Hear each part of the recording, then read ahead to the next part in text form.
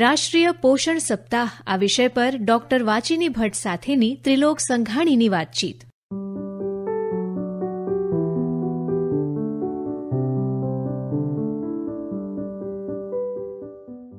મિત્રો નમસ્કાર. મિત્રો આપનું સ્વાગત અને ફરી એકવાર આપણે સ્વાગત કરીએ ડોક્ટર વાચિની ભટ્ટનું. ડોક્ટર વાચિની આપને નમસ્કાર. Thank you sir.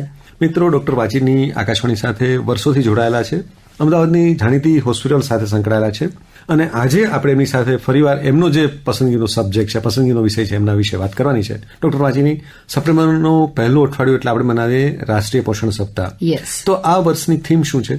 સર, દર વર્ષે જે છે સપ્ટેમ્બરનું ફર્સ્ટ વીક એટલે નેશનલ ન્યુટ્રિશનલ વીક એ રીતે ઉજવવામાં આવતું હોય છે. હવે એની પાછળ ગવર્મેન્ટનો મુખ્ય હેતુ એ જ છે કે પોષણને લગતી એક જાગૃતિ એટલે કે અવેરનેસ જે છે એ લોકો સુધી પહોંચે. બરોબર. દર વર્ષે અલગ અલગ થીમ ઉપર જે છે અઠવાડિયું ઉજવવામાં આવે છે.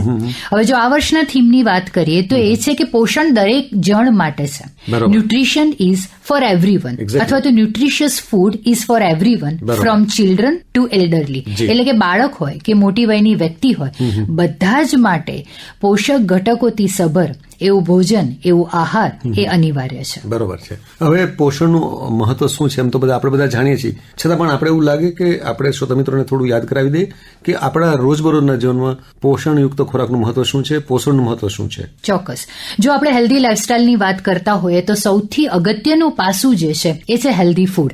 એક્સરસાઇઝને પણ આપણે બીજા નંબરે રાખીએ છીએ, કારણ કે આપણે જે ફૂડ જે છે કન્ઝ્યુમ કરીએ છીએ, જે કેલરી કન્ઝ્યુમ કરીએ છીએ, એમાં પૂરતા પ્રમાણમાં દરેક પોષક ઘટકો હોવા ખૂબ જ જરૂરી છે. હવે દરેક પોષક ઘટકો તમે કહો એ પ્રમાણે કે જો ટૂંકમાં વાત કરીએ તો મેક્રોન્યુટ્રિયન્ટ કે એવા પોષક ઘટકો જેની વધુ માત્રામાં જરૂર છે એ છે કાર્બોહાઈડ્રેટ, ફેટ અને પ્રોટીન.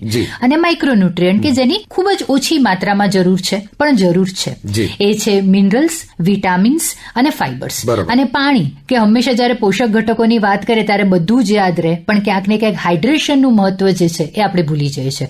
જો આ બેઝિક ન્યુટ્રિયન્ટ જે છે એ આપણા દરેક મિલમાં, આપણે બ્રેકફાસ્ટમાં કે પછી લંચમાં કે ડિનરમાં જો હોય તો એને એક હેલ્ધી ફૂડ કહી શકાય. અને એ તમારી ઓવરઓલ હેલ્થ, તમે જે પ્રશ્ન પૂછ્યો કે કેમ જરૂરી છે, એમાં મેન્ટલ હેલ્થ હોય અને ફિઝિકલ હેલ્થ, બંનેને જાળવવા માટે આ બધા જ ન્યુટ્રિયન્ટ્સ જે છે એ ખૂબ જ આવશ્યક છે. જી, હવે આવશ્યકતા આપણે બધા જાણીએ, પણ આપણે જ્યારે ભારતના એક કુટુંબની વાત કરીએ તો કુટુંબમાં એક સ્કૂલમાં જતો બાળક કે બાળકી પણ હોઈ શકે, એક વડીલ પણ હોઈ શકે અને ગૃહિણી પણ હોઈ શકે. એટલે ઘણા બધા સભ્યો હોય કુટુંબમાં, અલગ અલગ વય જૂથના હોય, એમની પ્રવૃત્તિ અલગ અલગ હોય, તો એ બધાને યોગ્ય પોષક આહાર મળે એ દરેક કુટુંબ માટે એક ચેલેન્જ આપણે કહી શકીએ. તો એ આ જે પડકાર છે એને આપણે કઈ રીતે ઝીલી શકીએ? ચોક્કસ. બેલેન્સ્ડ મીલની જો વાત કરીએ તો એજ ગ્રુપ વાઇઝ, તમારી ફિઝિકલ એક્ટિવિટી વાઇઝ અલગ અલગ હોય છે. જેમ કે બાળકને કેવા પ્રકારનું ફૂડ આપવું, કે પછી એક એડલ્ટ વ્યક્તિને, એક મહિલા જયારે પ્રેગ્નન્ટ હોય, લેક્ટેશન ફેઝમાં હોય ત્યારે એને કેવું ફૂડ મળવું જોઈએ, અને એક એલ્ડરલી વ્યક્તિને કેવા પ્રકારનું ફૂડ મળવું જોઈએ. તો દરેક એજ ગ્રુપ પ્રમાણે, એ ઉપરાંત દરેકની કાર્ય પદ્ધતિ, કોઈકની સિડેન્ટરી લાઇફસ્ટાઇલ છે, કોઈ ખૂબ જ હાર્ડવર્ક ફિઝિકલી એના સાથે સંકળાયેલું છે, એ પ્રમાણે દરેક વ્યક્તિ અથવા દરેક જૂથનું બેલેન્સ ડાયટ અલગ અલગ હોય છે. પણ એક કમ્બાઇન વાત કરીએ, જ્યારે એક ફેમિલીની આપણે વાત કરી રહ્યા છે જેમાં દરેક વયના વ્યક્તિઓ જે છે એ હાજર છે અને એમના માટે જ્યારે બેલેન્સ્ડ મીલની વાત હોય તો મેં કહ્યું એ પ્રમાણે કે બધા જ પોષક ઘટકોથી એ સભર હોય, સૌથી પહેલું. બીજી વસ્તુ જે છે, ફેમિલીને બને એટલું ઘરનો જ બનાવેલો ખોરાક જે છે એ પ્રોવાઈડ થાય એ ખૂબ જ જરૂરી છે. કારણ કે આજકાલ સર દરેક વ્યક્તિ, આપણે અત્યાર સુધી કદાચ બાળકો ઉપર જ બ્લેમ કરતા હતા કે એમને બહારનું ખાવાની આદત છે, પણ દરેક વ્યક્તિ ક્યાંક ને ક્યાંક જંક ફૂડ ખાવા માટે આકર્ષિત છે. તો દરેક વ્યક્તિ આ પ્રયત્ન કરે કે બને ત્યાં સુધી હું ઘરનું તાજું બનાવેલો ખોરાક જે સંપૂર્ણ છે એવો ખોરાકનો જો આગ્રહ રાખે તો ક્યાંક ને ક્યાંક લાઇફસ્ટાઇલ ડિસઓર્ડર્સ જે અત્યારે ખૂબ જ વધી રહ્યા છે, જો મેડિકલી કહું તો દરેક ડિઝીઝીસને અમે લાઇફસ્ટાઇલ ડિસઓર્ડરના હેડિંગની અંદર જ રાખીએ છીએ, બિકોઝ ક્યાંક ને ક્યાંક તમારી જીવનશૈલી ખોટી છે અને એમાં પણ મહત્વનો ફાળો જે છે ડાયટ ભજવે છે.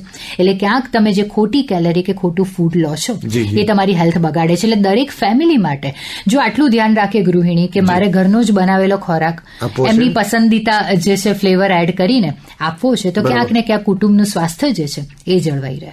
અચ્છા, હવે આપણે થોડું આમાં વિગતથી વાત કરીએ કે દાખલા તરીકે આપણે કોઈ એક ન્યુટ્રિશન ઉપર એટલે કોઈ એક એના તત્વો ઉપર આપણે થોડુંક ઓછું ધ્યાન આપીએ છીએ તો એની અસર આપણા સ્વાસ્થ્ય પર શું પડે છે એ થોડું એકાદ બે ઉદાહરણ આપીને સમજાવશો?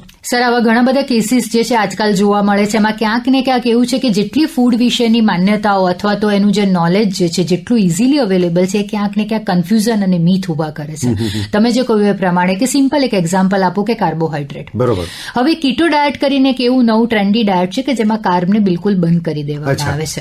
હવે મોટે ભાગે જ્યારે ન્યુટ્રિશનિસ્ટ છે કે કોઈ પણ મેડિકલ ફિલ્ડના વ્યક્તિઓ જ્યારે કીટો ડાયટ સજેસ્ટ કરતા હોય ત્યારે એની પાછળના સાયન્ટિફિક રીઝન હોય અથવા તો એ વ્યક્તિ અમુક ડિઝીઝથી સફર થતું હોય. પણ સોસાયટીમાં જ્યારે હું ઘણા બધા લોકોને મળું છું ને એ લોકોના મગજમાં એવી માન્યતા પ્રવર્તે છે કે જો મારે ઓબેસિટી ઘટાડવી છે એટલે કે મારે મારું વજન ઘટાડવું છે તો મારે કીટો ડાયટ કરવું છે એટલે મારે કાર્બ બંધ કરી દેવા છે. મારી પાસે 1 થી 2 એવા રિયલ એક્ઝામ્પલ છે યુવા વર્ગના કે જે લોકોએ સમજ વિના કાર્બને બિલકુલ જ બંધ કરી નાખ્યા અને આગળ જતા કિડનીના કોમ્પ્લિકેશન જે છે એમની અંદર જોવા મળે. એટલે ખાસ આપણે આપણા જે પણ શ્રોતા મિત્રો છે એમને કહીએ કે મેજર ન્યુટ્રિયન્ટ જે છે અથવા તો માઇક્રોન્યુટ્રિયન્ટ જો તમે કોઈ ડોક્ટર અથવા તો હેલ્થ એક્સપર્ટની સલાહ વિના બંધ કરી દેશો સંપૂર્ણપણે તો એ ક્યાંક ને ક્યાંક તમારું જીવન જે છે જોખમમાં મૂકી દે છે. બીકોઝ દરેક પોષક ઘટક જે છે તમારા દરેક ઓર્ગનને ચલાવવા માટે કાર્યરત રાખવા માટે ખૂબ જ અગત્યના છે. જી, હવે આપણે જ્યારે કુટુંબની વાત કરીએ તો આપણે જ્યાં કામ કરતા હોય, આપણી શાળા હોય, આપણી આજુબાજુનું જે વાતાવરણ હોય એ દરેકનો એક રોલ હોય છે આપણા ખોરાકમાં, આપણા ખોરાકની પસંદગીમાં. તો દરેક સંસ્થા છે એ શાળા સંસ્થા હોય, આપણે જ્યાં કામ કરતા હોય, આપણું વર્કપ્લેસ હોય કે આપણે જે સંસ્થાઓ સાથે બીજી સંસ્થાઓ સાથે જોડાયેલા છે તો દરેક સંસ્થા આપણને જે આપણે ન્યુટ્રિશનલ ખોરાક લઈએ અથવા એ તરફ આપણને પ્રેરે એ માટે એમણે શું ભૂમિકા ભજવવાની હોય છે? ચોક્કસ. જ્યારે આપણે પબ્લિક હેલ્થ ન્યુટ્રિશનની વાત કરી રહ્યા છીએ તો ઘણા બધા માધ્યમો દ્વારા જે અવેરનેસ જે છે આપણે સ્પ્રેડ કરી શકે છે. જેમાંથી એક માધ્યમ એટલે કે આપણે રેડિયો દ્વારા આપણા શ્રોતા મિત્રોને આની માહિતી આપી રહ્યા છે. તેવી જ રીતે જ્યારે હું સ્કૂલ કે કોલેજના બાળકો કે વિદ્યાર્થીઓની વાત કરું તો 100% મેં ઘણી વખત જોયું છે કે પેરેન્ટ્સ કરતા સ્ટુડન્ટ્સ જે છે એમના ટીચર્સનું વધારે સાંભળતા હોય છે. જો આ પ્રકારના અવેરનેસ પ્રોગ્રામ દરેક સ્કૂલ અને કોલેજમાં પણ કરવામાં આવે તો 100% બાળકની અંદર જે છે ખૂબ જ નાની વયથી એક આ અવેરનેસ જે છે લાવી શકાય. એ ઉપરાંત ટીવીના માધ્યમ દ્વારા પણ જે છે આપણે આ પ્રકારની જે છે અવેરનેસ ફેલાવી શકીએ. અને ઉપરાંત ડોક્ટર્સ, હેલ્થ એક્સપર્ટ કે જે લોકો ઓલરેડી જે છે ન્યુટ્રિશનના ફિલ્ડ સાથે સાયન્ટિફિકલી જોડાયેલા છે એમની પણ ફરજ છે કે એ લોકો જ્યાં પણ પોતાના સેમિનાર, લેક્ચર્સ આપવા માટે જાય છે અથવા તો જે વ્યક્તિને મળી રહ્યા છે હેલ્થ અવેરનેસ જે છે એક પ્રોપર ફૂડ અથવા તો બેલેન્સ ડાયટ કોને કહી શકાય, જો એની અવેરનેસ લોકો સુધી પહોંચાડે તો ક્યાંક ને ક્યાંક 100% આપણે જે આપણી સોસાયટી છે એને કોમ્પ્લિકેટેડ ડિઝીઝમાંથી જતા એમને અટકાવી શકીશું. ડોક્ટર વાચીની એક સામાન્ય નાગરિક તરીકે આપણે બધા ઘણી બધી વસ્તુ જાણતા હોઈએ છીએ. આપણે જાણીએ કે બહુ તળેલું ન ખાવું જોઈએ, બરોબર ને છતાં પણ આપણને જ્યારે તળેલું મળે તો આપણે એનાથી દૂર રહી શકતા નથી. તો આવી પરિસ્થિતિ જે હોય કે આપણે ઘણું બધું જાણીએ છીએ છતાં પણ એનો આપણે પ્રેક્ટિસમાં એને લાવી શકતા નથી. તો એને એક એક્સપર્ટ તરીકે આપ શું સલાહ આપશો? એને કઈ રીતે આપણે આ વસ્તુને આપણે આજે આપણી ખામી છે એને આપણે દૂર કરી શકીએ? ચોક્કસ. ખામીની વાત કરું તો આજકાલના છેલ્લા 2-3 વર્ષનો હું ટ્રેન્ડ જોઈ રહી છું કે લોકોમાં ફેટ પ્રત્યેની જે એક અવેરનેસ છે આવી ગઈ છે કે મારે તળેલું ઓછું ખાવાનું અથવા તો એ લોકો જંક ફૂડ ખાય તો એ અવેર છે કે ક્યાંક ને ક્યાંક ખોટી કેલરી લઈ રહ્યા છે. પણ એક વસ્તુ જે હું આજના દિવસે ખાસ કહેવા માંગીશ કે કાર્બોહાઈડ્રેટ. આપણે સવારથી ઉઠીને રાત સુધી જો ગુજરાતી ફૂડની વાત કરીએ તો દૂધ, સવારે આપણે લઈએ દૂધ, ચા, કોફી, એની અંદર જો ખાંડ એડ કરીએ એ બધું જ સિમ્પલ કાર્બ છે. આપણે ફ્રૂટ્સ લઈએ એ પણ કાર્બોહાઈડ્રેટ છે. આપણે ગ્રેન્સ લઈએ છીએ, રોટી, ચાવલ, એ પણ કાર્બ છે. આપણે ખીચડી લઈએ છીએ એમાં પણ કાર્બ છે. કાર્બોહાઈડ્રેટ આપણે જાણતા અજાણતા જેટલી જરૂર છે તેના કરતા વધુ પ્રમાણમાં લઈ રહ્યા છે. માટે ફેટ હવે જે છે લોકો માટે એટલું હાનિકારક નથી કારણ કે એની અવેરનેસ સોસાયટીમાં છે, પણ સોસાયટી એનાથી અનઅવેર છે કે એ લોકો એક્સેસ એમાઉન્ટમાં કાર્બોહાઈડ્રેટ પોતાના બોડીની અંદર નાખી રહ્યા છે. જેટલા ગ્રામ કાર્બોહાઈડ્રેટની એક વ્યક્તિને જરૂર છે એનાથી જો વધારે ગ્રામે કાર્બોહાઈડ્રેટ લેશે તો એ કાર્બોહાઈડ્રેટનું રૂપાંતર ફેટમાં થાય છે અને ફેટ તમારા લીવરમાં સ્ટોર થાય છે. માટે જ આજકાલ ફેટી લીવર અથવા લીવરને લગતી સમસ્યાઓ જે છે વધી રહી છે. જ્યારે 5-10 વર્ષ પહેલા એવો ટ્રેન્ડ હતો કે લીવરની સમસ્યા હોય એટલે વ્યક્તિ કાં તો આલ્કોહોલ કન્ઝમ્પશન કરતું હશે કાં તો ફેટી ફૂડ લેતું હશે, પણ હવે લીવર ડિઝીઝ થવાના જે મેક્સિમમ જો હું કોઝિટિવ ફેક્ટરની વાત કરું તો એક્સેસિવ એમાઉન્ટ ઓફ કાર્બોહાઈડ્રેટ છે. એટલે જો આજના દિવસે આપણે શ્રોતાગણોને જો આ એક મેસેજ આપી શકીએ કે જાણતા અજાણતા તમે જુઓ કે તમે જે ફૂડ લઈ રહ્યા છો એમાં કાર્બોહાઈડ્રેટ કેટલું છે, અને તમે ફોકસ રાખો કે આમાંથી સિમ્પલ કાર્બ કયું છે, આમાંથી કોમ્પ્લેક્સ કાર્બ કયું છે, અને સિમ્પલ કાર્બ જે છે એને તમે રિડ્યુસ કરો, નહીંતર કાલને કાલ ઉઠીને એ કાર્બોહાઈડ્રેટ તમારી ઓબેસિટી, લીવર ડિઝીઝ અને બીજા ઘણા કોમ્પ્લિકેશન જે છે લાવી શકશે. હવે આ જે આપણે કાર્બોહાઈડ્રેટ્સના 2 પ્રકાર કયા, સિમ્પલ અને કોમ્પ્લિકેટેડ, તો એ બંને વચ્ચે શું તફાવત છે? થોડું ઉદાહરણ આપીને કહેશો? Sure sir.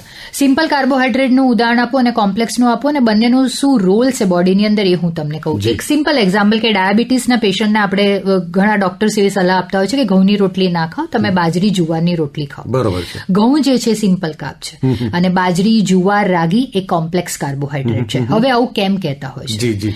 જ્યારે પણ તમે સિમ્પલ કાર્બોહાઈડ્રેટ લો છો તો તમારા બ્લડની અંદર ગ્લુકોઝનું લેવલ જે છે એ સ્પાઇકઅપ થાય છે, એટલે સડનથી વધી જાય છે.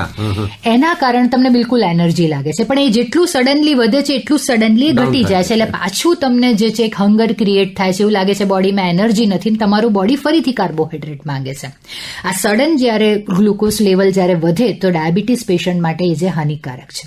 કોમ્પ્લેક્સ કાર્બોહાઈડ્રેટની વાત કરીએ કે એની સામે કોઈ વ્યક્તિ ઘઉંની રોટલીની જગ્યાએ જુવાર, બાજી, રાગી અથવા તો મલ્ટીગ્રેનની રોટલી ખાય છે, તો એમાંથી મળતો જે ગ્લુકોઝ છે એ ધીમે ધીમે બ્લડની અંદર વધે છે, એટલે કે કોન્સ્ટન્ટ ફ્લો ઓફ એનર્જી આપે છે. લાંબા સમય સુધી તમારું પેટ તમને ભરાયેલું લાગે છે અને તમને લાંબા સમય પછી ભૂખ લાગે છે, જેથી તમારું જે અનનેસેસરી કાર્બ તમે જે વચ્ચેના સમયે માંગતા હતા એ ઘટી જાય છે. સિમ્પલ એક્ઝામ્પલ કે હું આજે ઘઉંની 2 રોટલી ખાઉં છું, એની સામે બાજરીનો 1 રોટલો ખાઉં છું, તો ઘઉંની 2 રોટલી ખાધા પછી મને ભૂખ તરત લાગશે, પણ જો બાજરીનો 1 રોટલો ખાધો હશે તો કદાચ લાંબા સમય સુધી મને ભૂખ નહીં લાગે.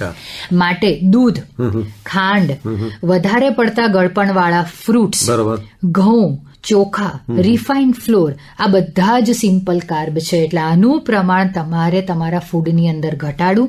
સામે જુવાર, બાજરી, રાગી, મલ્ટીગ્રેન નો લોટ જે છે, ઓટ્સ જે છે એ કોમ્પ્લેક્સ કાર્બોહાઈડ્રેટ છે, તો એનાથી તમારા સિમ્પલ કાર્બને રિપ્લેસ કરવા. જી, એટલે આ આમ જોઈએ તો નાની વાત છે, પણ એનું આપણા શરીર અથવા તો આપણા સ્વાસ્થ્ય ઉપર બહુ લાંબી અસર પડે છે, એવું કહી શકીએ.